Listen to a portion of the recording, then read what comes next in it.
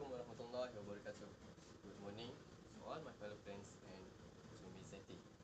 So today, me and my group gonna present about the achieving competitive advantage with information systems. So first, let me introduce myself.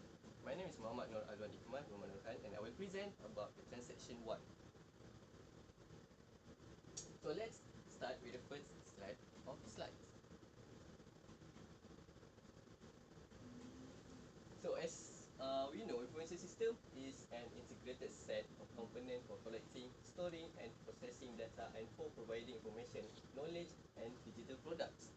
So we can see that information system is really important in our daily life for nowadays. Did you know that in Sweden, for nowadays, most of their people have implement the microchip in their hand to replacing the cards, which is they can use their hand by just facing to the card, which is when to check in.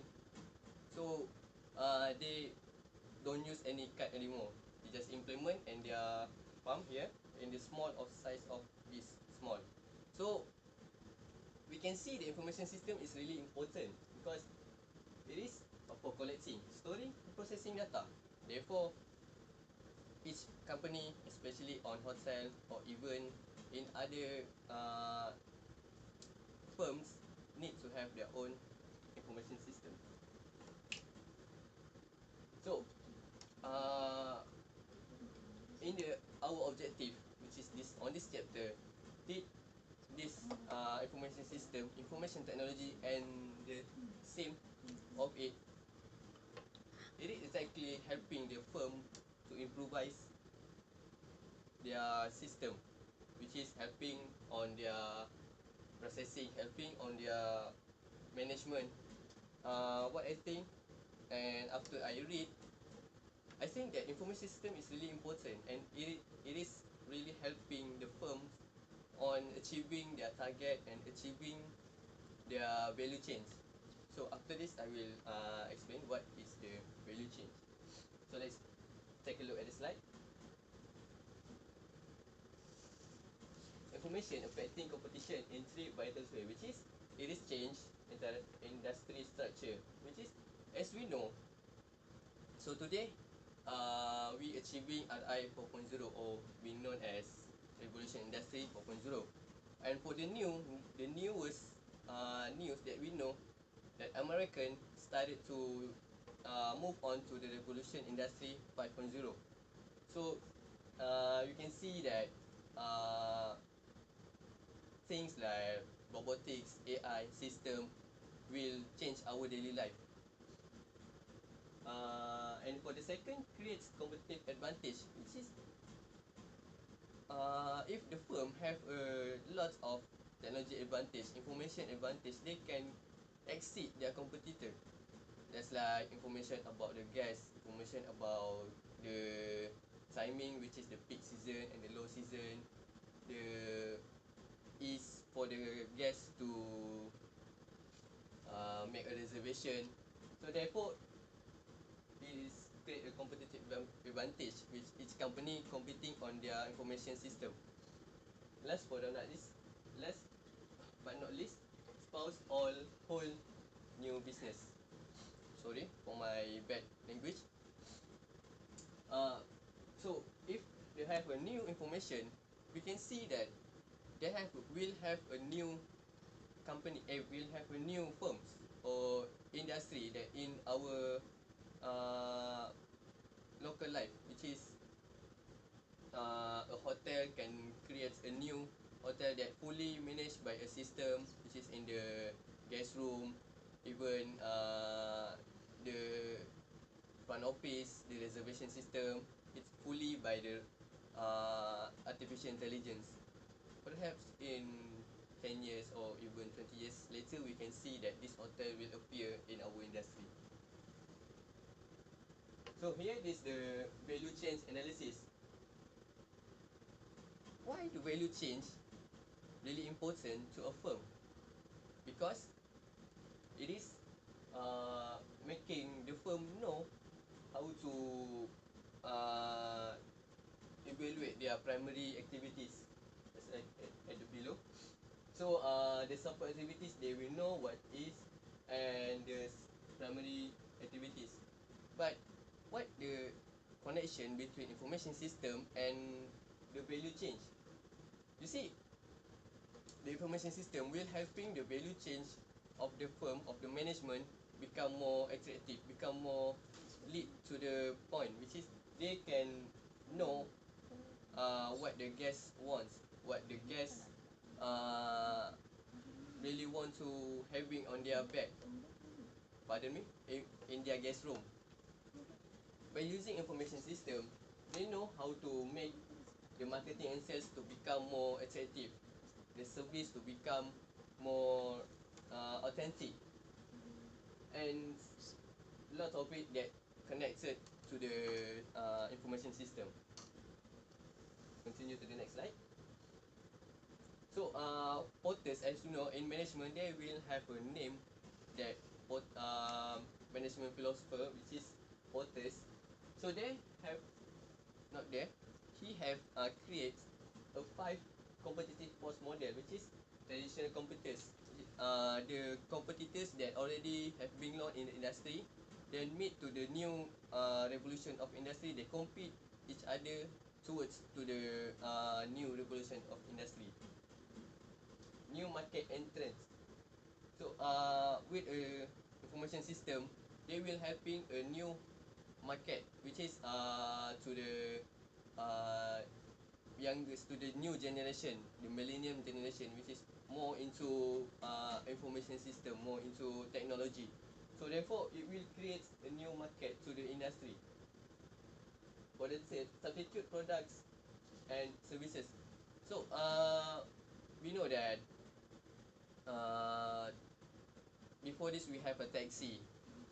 So therefore, from substitute, they can change into the Grab, which is the Grab have their own application, and when you use the Grabs, they will have a point that you can redeem at a certain place like KFC, Watson, and such thing. So you, when people don't want to wait to more longer, so they will attend to use and or substitute to the Grab car. Nowadays we can see that the Grab have been grown faster than ever.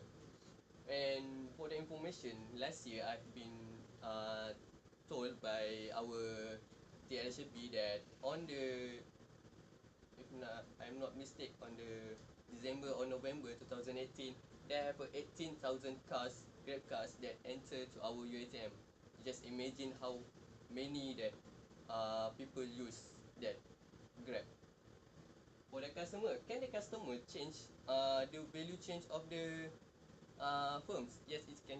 It can, because from the customer, we can see about their satisfaction, about their new interest, about their uh, attitude towards the new things that will happen to their life.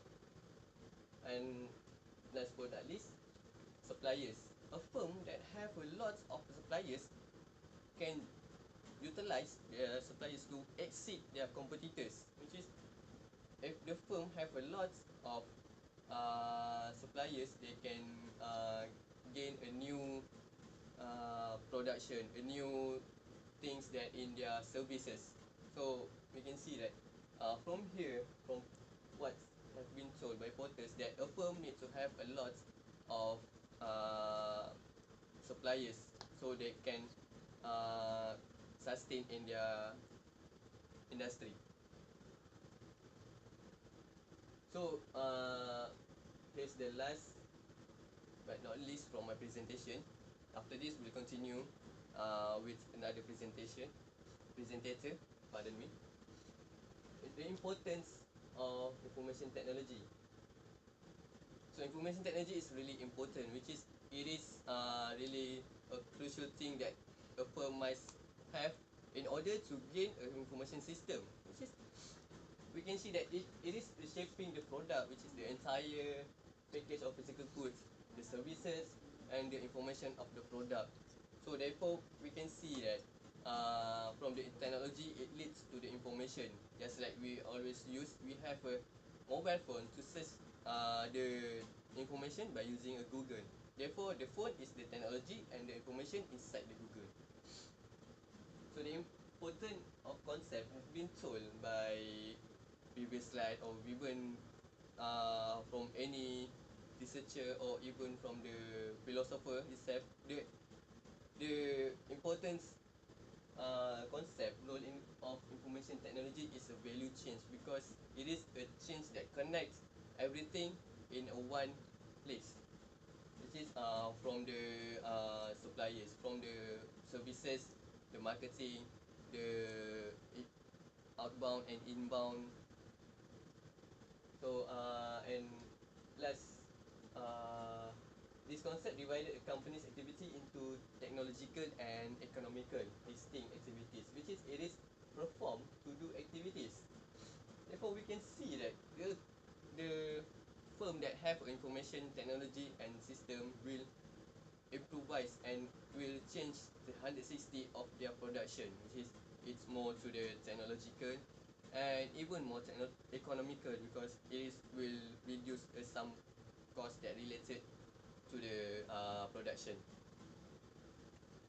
So that's all from my slide. Thank you. Let's continue to the session 2. Assalamualaikum. My name is Nurul Ain binti Azmi, and I will continue on computing on a global scale. Okay.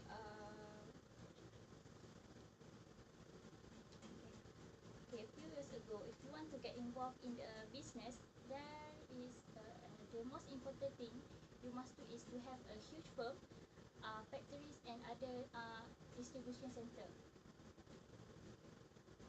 And same goes to the hotel industry, which is they need to build a hotel to sell their room and to achieve their 100% occupancy per day. But now, any types of business can be developed without the need of warehouse, factories, and so on. For example, for shopping online, we have Shopee, Lazada, which is a system that allow buyer to buy a goods inside and outside the country only by using internet. And for the hotel industry, we have such as Trivago, Booking.com, and so on. They actually don't have their own product, but they are the intermediaries between the hotel and the customer to promote a lot of hotel on their website. Next, the internet and globalization.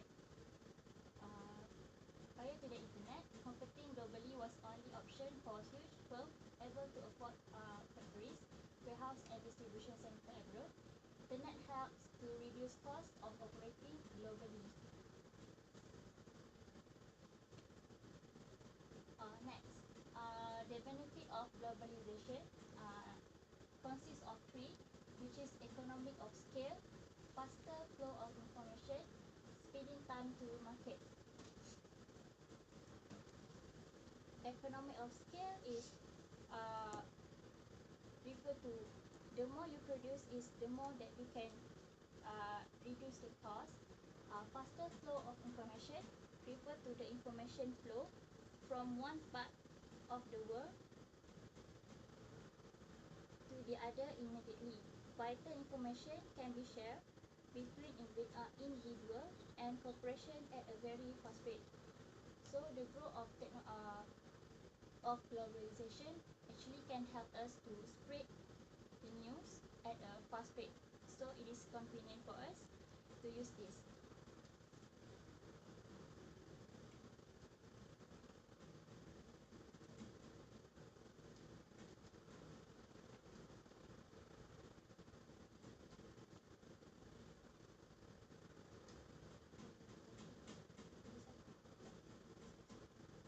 And number three is speeding time to the market.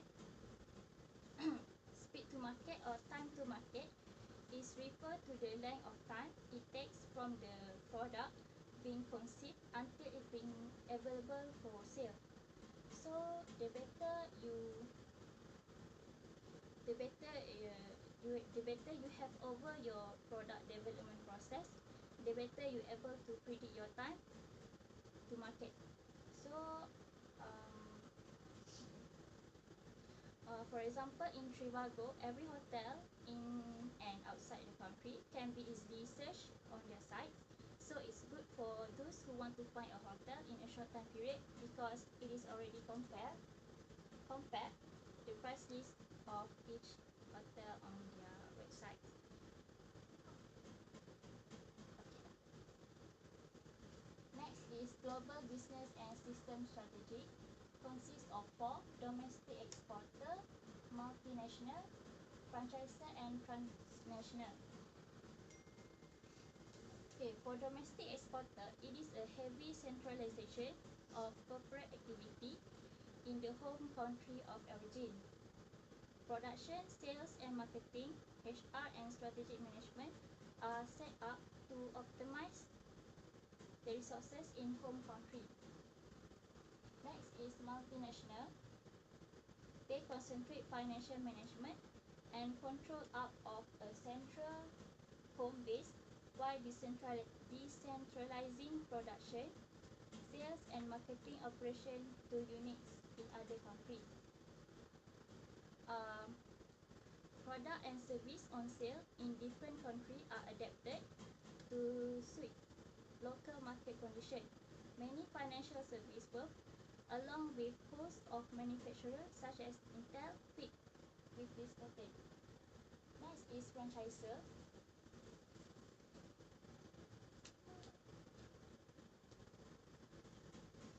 Okay, franchisor is an interesting mix of old and new.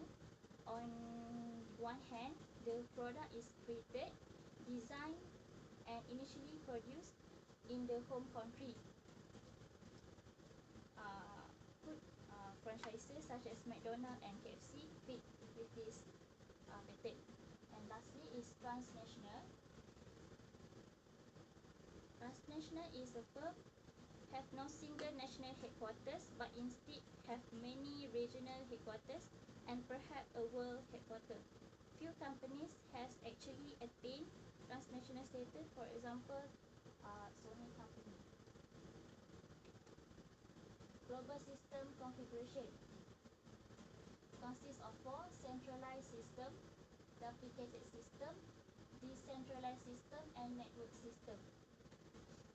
Okay. For centralized system, all development and operation at domestic home base. Duplicated system, development at home base but operation managed by autonomous unit in foreign location. Decentralized system, each foreign unit design own solution and system. And network system is development and operation occur in integrated and coordinated fashion across the unit. This is the global business organization system configuration, which is the large axis is show the dominant pattern, and the small axis this show the emerging pattern. For instance, domestic exporter relies predominantly on centralized system, but there is continual pressure and some development on decentralized system in local marketing region. Okay, that's all for me. Thank you. Assalamualaikum, I am Nurul Shahira, and now I will proceed with transaction 3, which is about competing on quality and design. Okay, did you know what is competing is? Alright, competing is to striving against on another to gain or to win on something. Alright, competing on quality and design is meant to be more competitive in terms of designing the value of a design to customers, including the quality of product, services, experiences, system, and processes in achieving the competitive advantage with information system. Alright, now let's take a look about what is quality. Alright, quality can be divided into a few perspectives, which are first is from producer perspective and customer perspective. Alright, quality from producer perspective is a conformance to specifications and absence of variation from specs. It shows that producer believe that a quality product has a quality of conformance, which means that their products are designed and produced to a specification. For example, the totality of features and characteristics of a product or service in information technology system can bear on its ability to satisfy the customer needs. So the quality design from producer perspective is defined as a fit between a product or service in information technology in fulfill the desire and needs of customer through some specs. Alright. Next, customer perspective.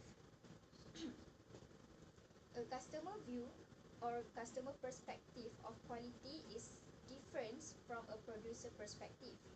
Customer will think about physical quality, which is reliability, quality of service, and psychological quality,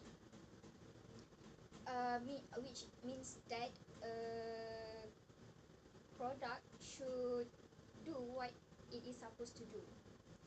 And other than that, customer also may focus on the specification quality of a product or services in technology, or how it can compare to the other competitors in the marketplace.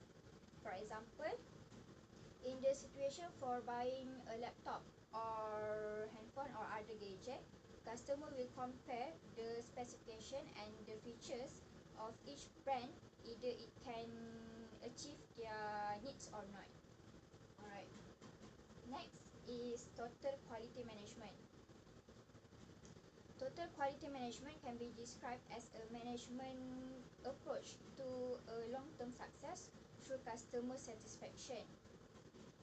In total quality management effort, all members of an organization participate in improving processes, products, services, and the culture in which they work. In addition, total quality management system has evolved over time and indicate the direction to the company to improve the quality of their product, especially in information technology. For example, in industry, it has evolved.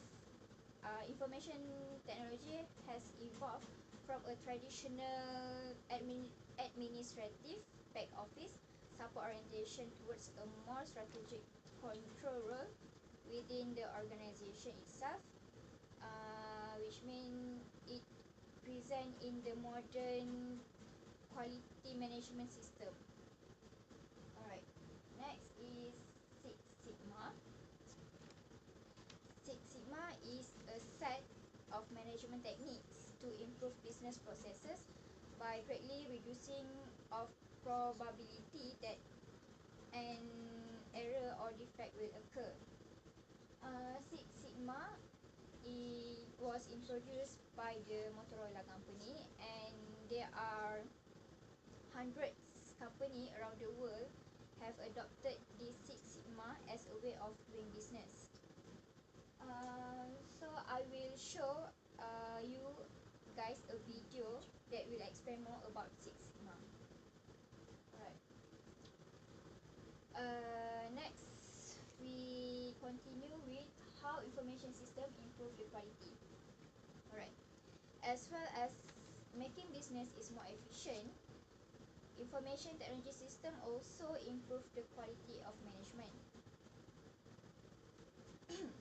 The implementation of the information technology system will allow costs to be reduced in the long run, which then makes it possible to spend more money on improving the quality of the product and services to be delivered to the customer. Other than that, information system can reduce cycle time and simplify production process. Okay, next is benchmark. For example, company use benchmark to improve product quality to improve product quality. For example, producer or manufacturer sometimes purchase leading competitors' products to determine how their product outlast and perform in the industry. The third one, information system improve quality by use the customer demands. The information sorry this this can be done to be responsive to customer question, complaints, or other needs can be gained.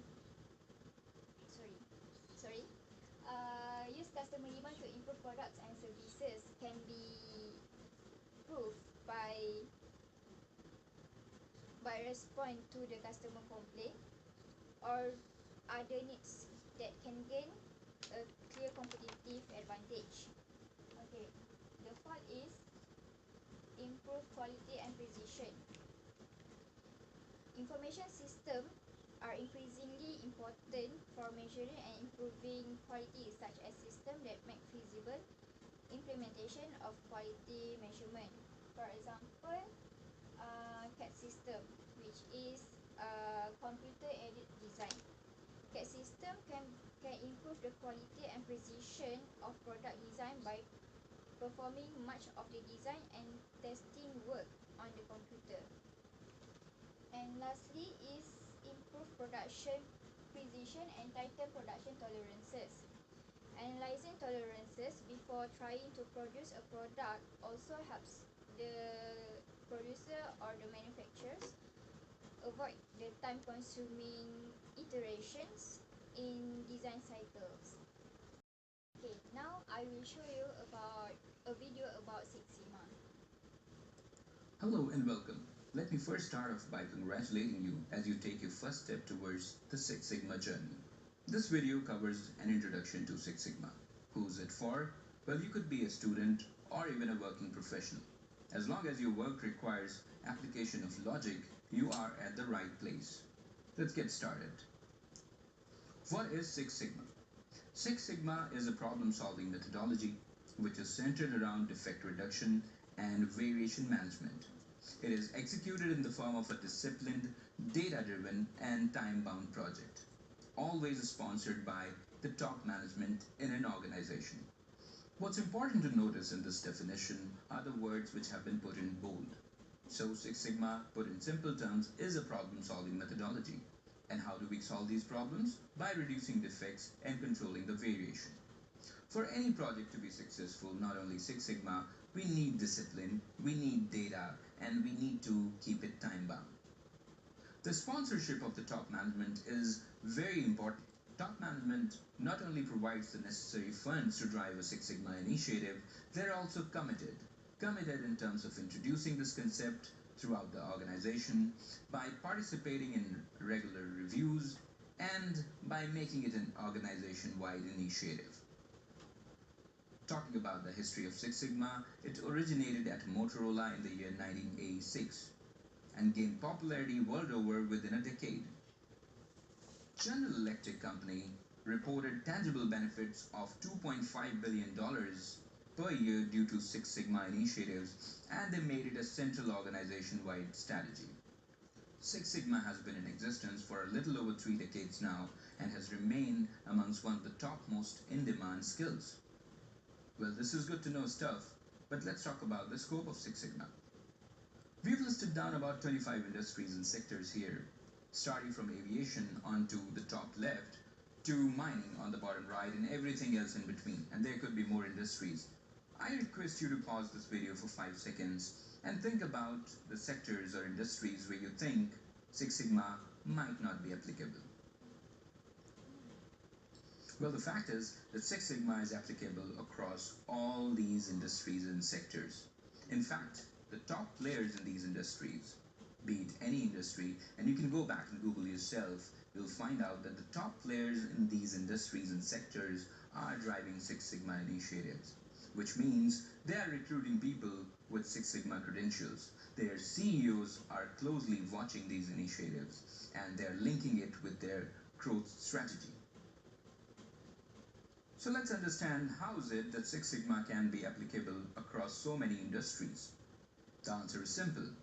No matter what you do, whether you provide a service or you manufacture a product, there is this simple process flow that exists. Let's just take an example. Suppose you enroll for a Six Sigma training.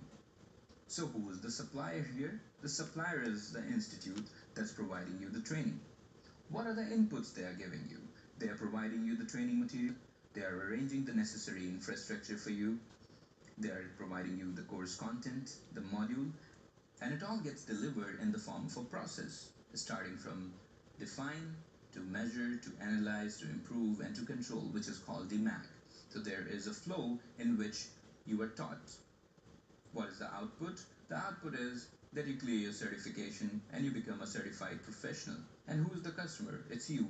So what we call as a SIPOC, which is supplier, input, process, output, and customer, is pretty much applicable to all the industries and all the organizations, whether they are into services or into manufacturing.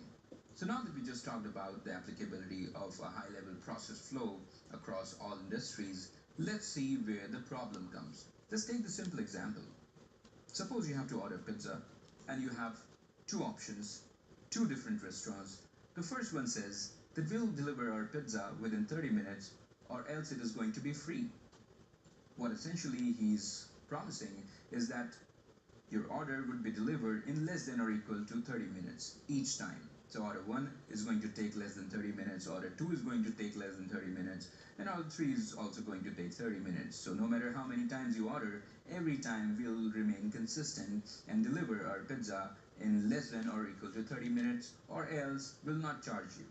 On the other hand, we have the second restaurant, which says that we'll deliver our pizza on an average within 30 minutes.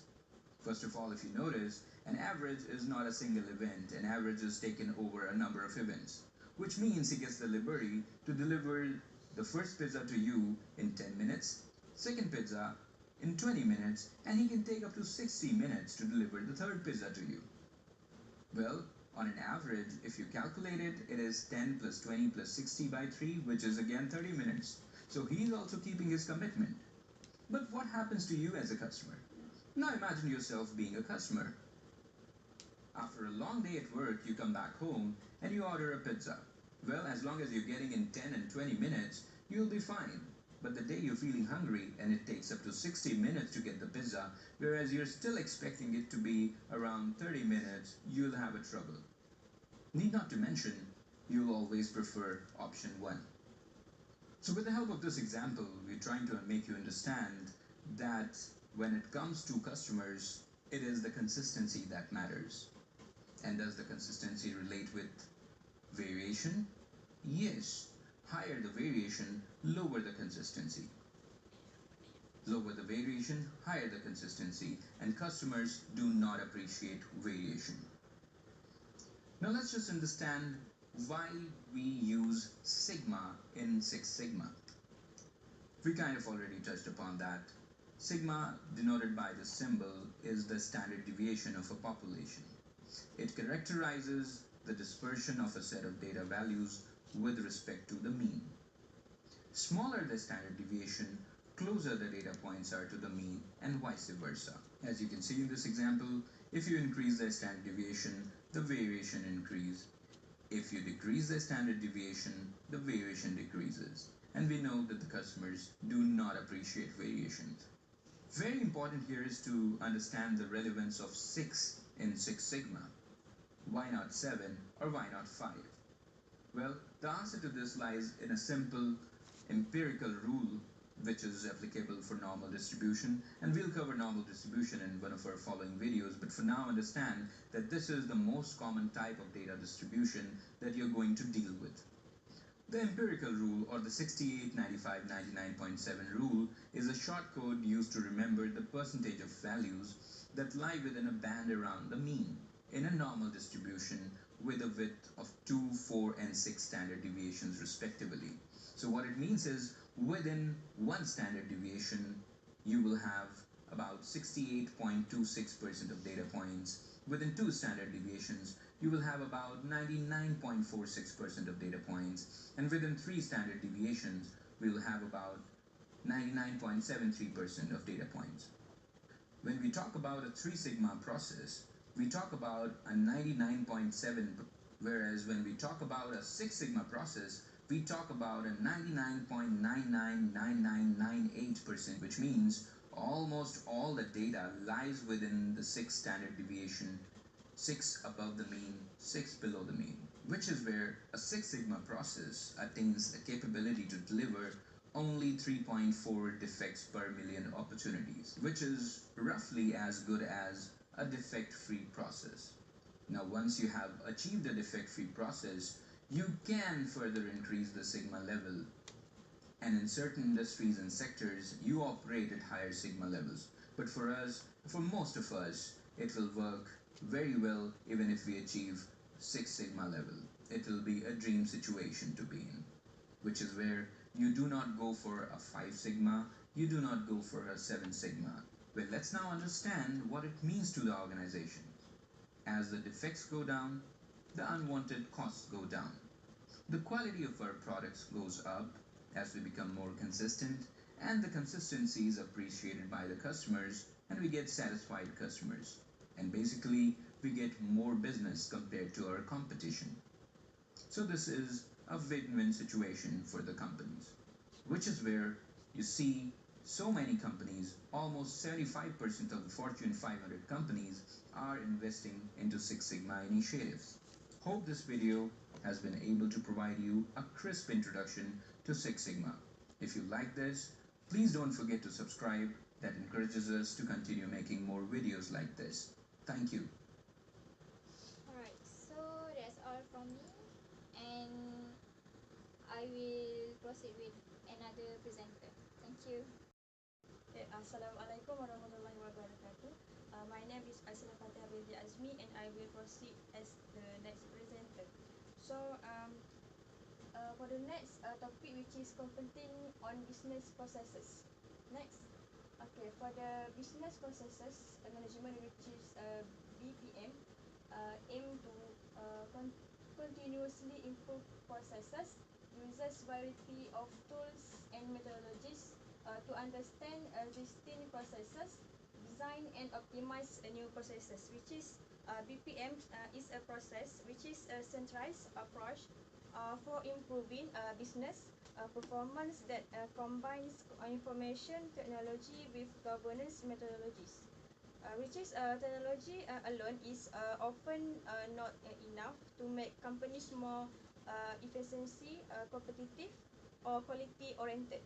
And organization today's change are not often necessary, from minor changes in work habits to redesigning entire business processes. Which is BPM focus on standardized way to convert a set of inputs into a desired output that our customer would find the value. For example, a loan application at the bank. Next, okay, which is the step in BPM. BPM is the way how the company successful businesses operate according to always improving the system and the processes. Which is the first step is identify processes for change. Which is the company need to identify the actual process that need to change. Next step, which is analyze existing processes, which is the company needs to do the analyzing of the existing process to improve system. And the next step, which is design new process. That's mean the company need to plan the new design process. And next step, which is implement new processes, and the last step, which is continuous measurements. Okay, this is how firms compete on business processes. So there is an example on how firms do the processes, business processes. Next.